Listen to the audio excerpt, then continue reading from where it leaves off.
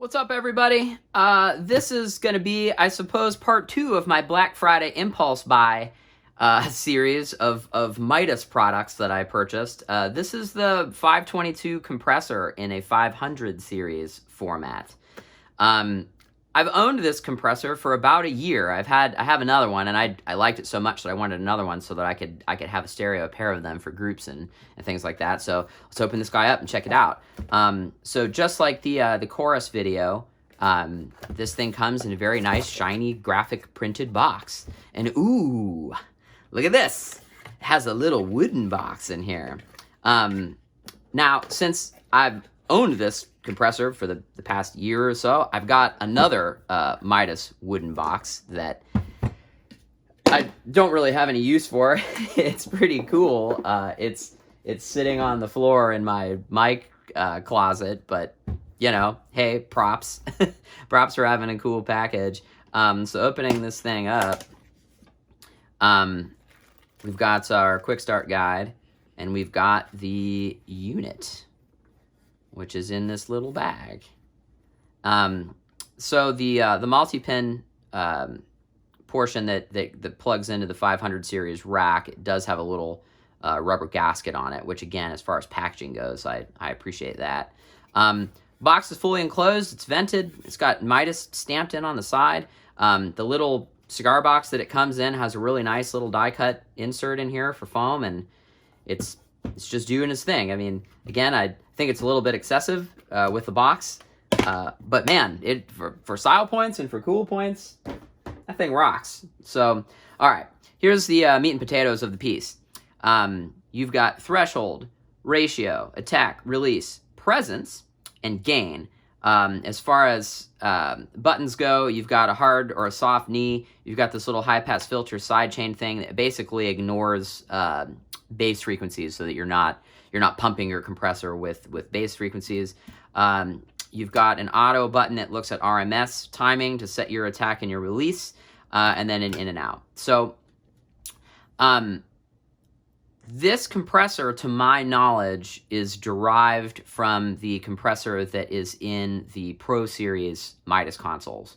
I was working at a club in New York for a while that had a Pro 1 console as their front of house console, and I really, really fell in love with the compressor out of that console. It really is awesome.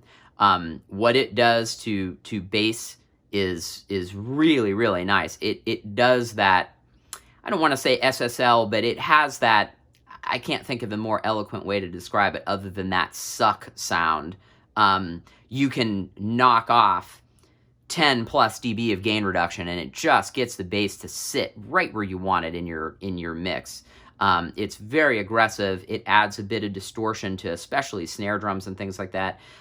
So that's what I've been primarily using, the one that I have in the rack down below for the past year, primarily drum pre-production. I've been doing all my drums through this for pre-production stuff, and then bass really rocks. The other thing that this compressor does really well is the auto setting is great. It as far as auto attack and release times, like, it really sounds nice. It generally gives you a very nice open sound. So even if you're using a slow attack and a slow release, or a slow attack and a fast release, the auto circuit in here actually does a really, really nice way of keeping things open. It doesn't sound compressed to death, but it just gets things to sit. The other thing that it has on here that I like a lot is this presence knob to add high frequencies. So if you're really, really compressing something to death, sometimes adding a bit of high end really sounds nice. And for me, I like the way it sounds all the way up. So, if you're gonna do something, do it so that you can actually hear it. None of that, 1 dB of compression kind of thing. If you're gonna compress it. So, sidechain filter is also very cool. If you're doing it for vocals, this is really nice for vocals.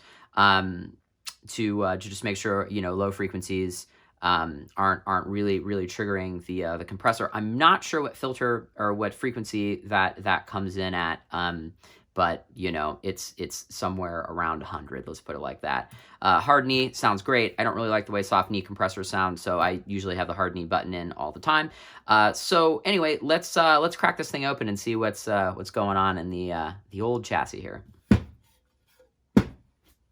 Okay, so this is using torque screws. If you saw the chorus video, they're using the same sized torque screws that it's using. You know, in terms of rack chassis and metalworking components, I really appreciate manufacturers that are using torque screws. When you use a Phillips screw that's this size, it's really easy to strip out the head on it.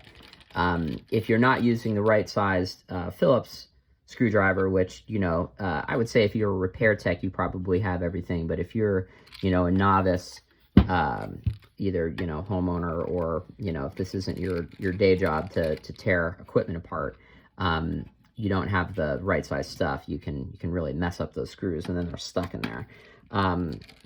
So using a torque screw forces you to not only have a better grip on the screw itself, but to use the correct tool to take it apart. So let's see, do these snap in here?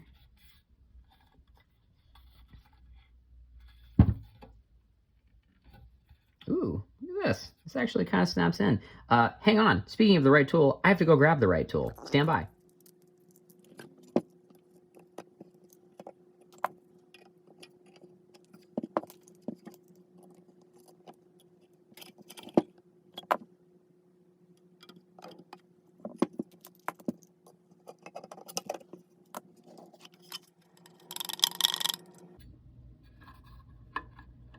Oh, I see. Okay.